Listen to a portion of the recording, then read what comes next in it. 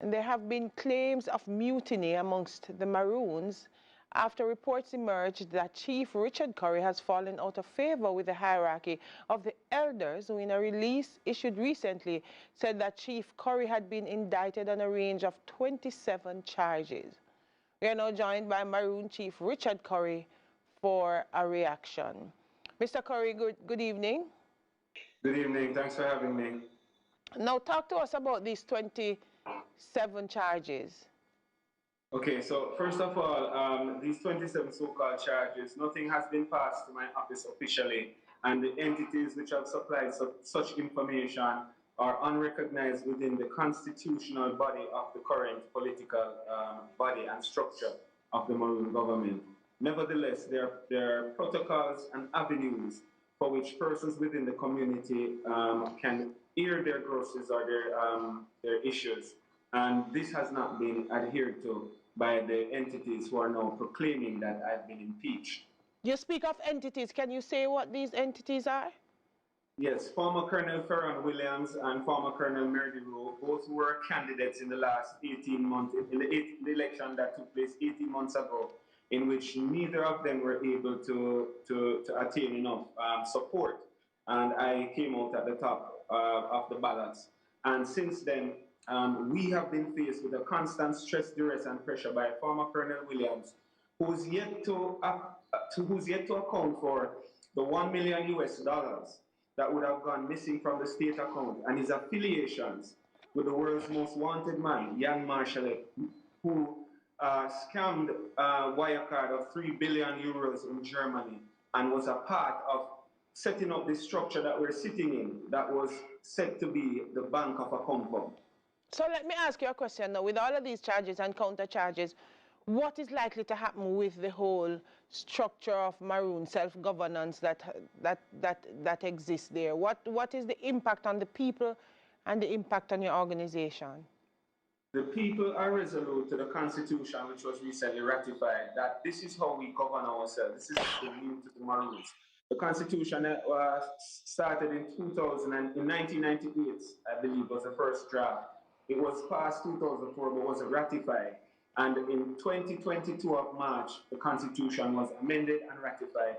And this is the governance of the people. So, to be short, we have avenues, and we've also opened doors for these persons who want to air their grievances or their issues to do so within the protocol as observed. Behind me are members of the community, elders and council members, as well as others, who are quite dissatisfied that the Maroon name is being dragged into the mud by these same factors, who have other interests at heart, particularly monies connected to mining. So the effort is to overthrow the current administration to replace it with one that is in line to receive the so-called backside monies. So the problem is a Jamaica issue, it's not a Maroon issue. Why the level of corruption that has unfolded in a compound, I brought to the light and attention of the highest level criminal investigative authority here on the island. And to date, it's a year now, we still have not gotten any follow-up or leads onto this urgent matter, the world's most wanted man. So Chief Currie, I know you said that already. I wanted to ask you though, was there a hearing held?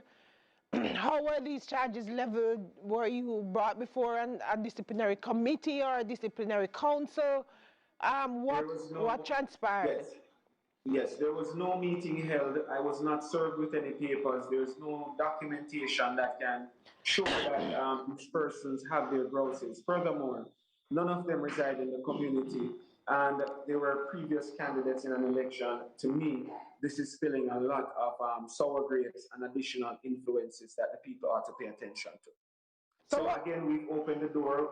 We would like to offer the avenue of a mediation sitting to decide how we proceed. This is the avenue of resolving this issue. But if they proceed on the channel and the path that they're proceeding, I can guarantee you there will be issues. There will be, I didn't get the last one. What do you think? Issues, there will be issues. So what recourse do you now have? Finally, what recourse do you now have now that you said these charges are trumped up, they're unfair, no proper hearing was held? What will you do next? First of all, I have my lawyer on this matter because a lot of libelous and slanderous claims have been put to my name and the good people of my administration, and also the Maroons, not only in a compound but adjoining territories.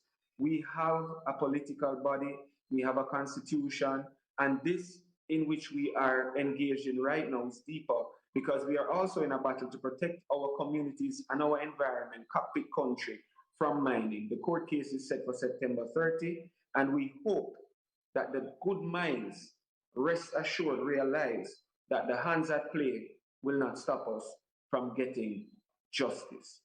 In a situation like this, though, Chief Currie, who is the mediator? Who is it that there is a body within a compound within the Maroons who would be able to Correct. intervene? What is the name of that body, and who would take charge of the proceedings?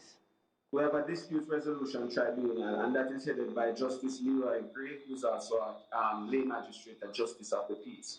He's accompanied by 2 additional Justice of the Peaces when we have Justice of the Peace, when we have a mediation sitting at which we will have, if we have an outcome that is amicable at both ends, then documents are signed, witnessed, and passed on to the relevant authorities who act as also guardians as to agreements which would have been arrived at.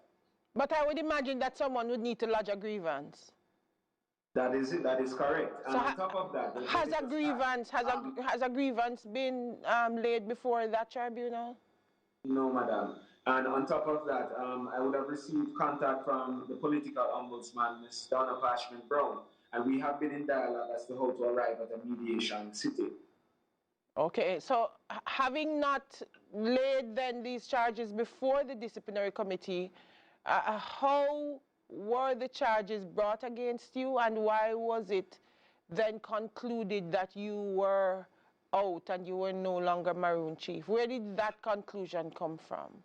It's propaganda, slander, and misrepresentation, and I'm trying to point that out to the good people without overemphasizing, because the Maroon people are here and are very, very adamant of refuting this claim, and we stand strong and united, just like we were the day before yesterday, before this nonsense came to the air. So are you still Chief? Pay attention to the concerns of Maroons, and we've provided the avenue for them to air their grievances. Are you still the Chief then?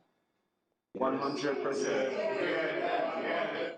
Okay, thank you very much, Chief Currie.